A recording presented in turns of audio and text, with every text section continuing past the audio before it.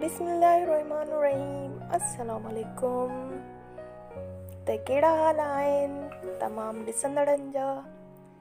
उमेद आहे त सभु ठीकु हूंदा, पंहिंजे घर में ख़ुशि हूंदा।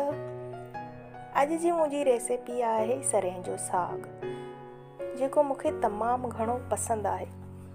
मुंहिंजी फेवरेट डिश आहे। अॼु असां पचायूं पिया सरें जो साग। ही साग खे मां सोए रही आहियां, हिन जा पन अलॻि करे रही आहियां ऐं साग मां कटे छॾियो आहे। ऐं हिन तरह सां मां कातर कई आहे साग जी।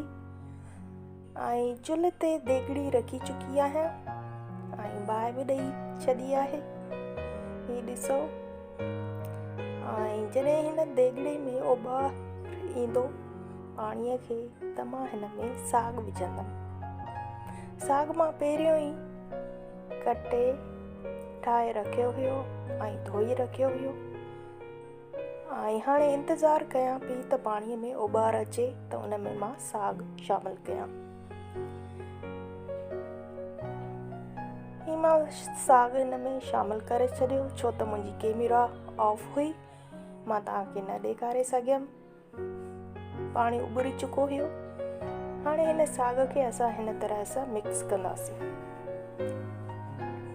ही ॾिसो, अहिड़ी तरह सां। उन खां पोइ असां तव्हांखे हीअ रेसिपी ॾींदासीं ॿीअ वीडियो में। तेसि ताईं थोरो इंतज़ारु कंदा ऐं सोचींदा त मूं साग कीअं ठाहियो हूंदो। त उमेद आहे त मुंहिंजो अॼु जो ही वीडियो तव्हांखे पसंदि आयो हूंदो। जे अगरि मुंहिंजो वीडियो तव्हांखे पसंदि आयो आहे त मुंहिंजे वीडियो खे कयो लाइक, मुंहिंजे चैनल खे कयो सब्सक्राइब ऐं बेल आइकन खे क्लिक कयो ऐं मूंखे कजो दुआउनि में यादि। अल्लाह हाफ़िज़।